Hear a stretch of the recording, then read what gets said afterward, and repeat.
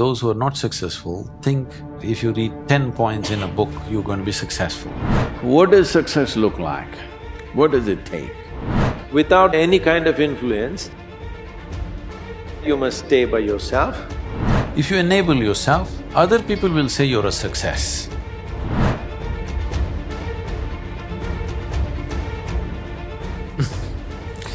If there were tips for success, everybody would have been successful. There are no tips for success. Hands on, you got to do a million things. Only those who are not so successful or those who are not successful think somewhere if you read 10 points in a book, you're going to be successful. Those who are successful, they know, they stand on their head and do circus on a daily basis, okay? Only in the parties they stand up straight, rest of the time they are on their head, okay? We need to understand this.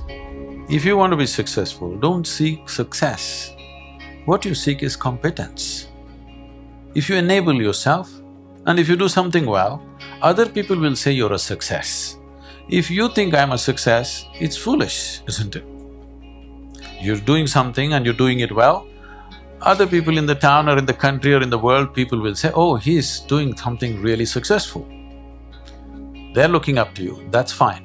You look up to yourself, that's madness, okay? You don't seek success, you seek empowerment, you seek competence. You do the best that you can do. You cannot do as well as somebody, but you can do the best that you can do.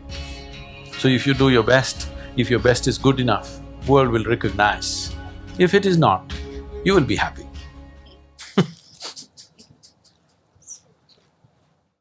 So, what does success look like? What does it take? Well, I know family and friends who always have their breakfast on time. And after breakfast, of course, they must have coffee. After coffee, of course, they must light up a cigarette and sit there nicely because they're trying to become peaceful.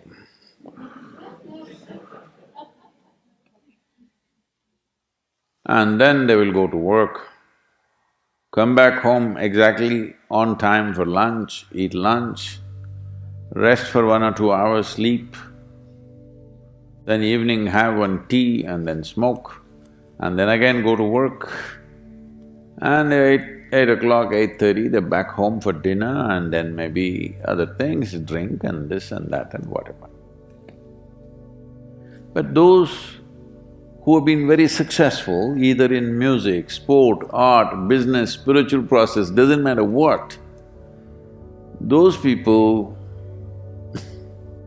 never know when they ate, when they slept, when they got afternoon rest. I've not seen such a thing in my life.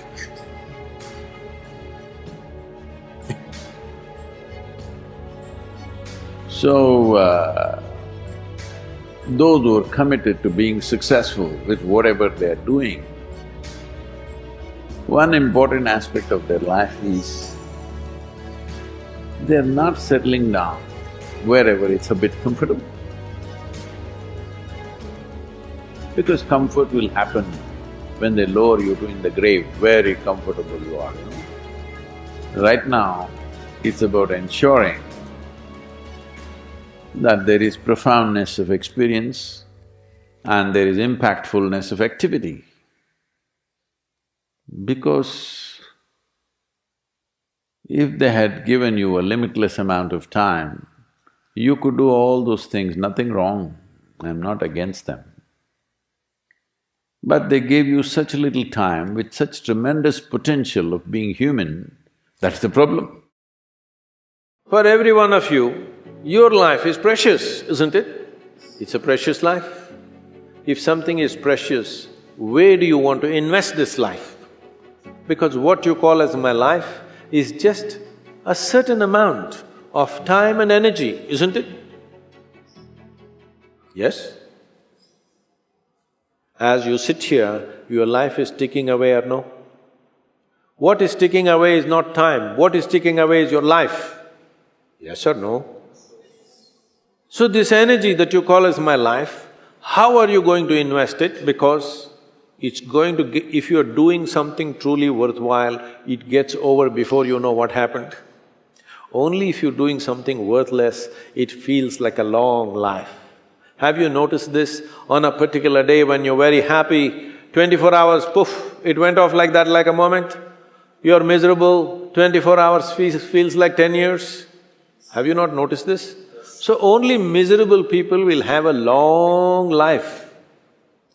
Joyful people, life goes away like that, as if it's a couple of days. It passes away like that if you are creating what you really care to create.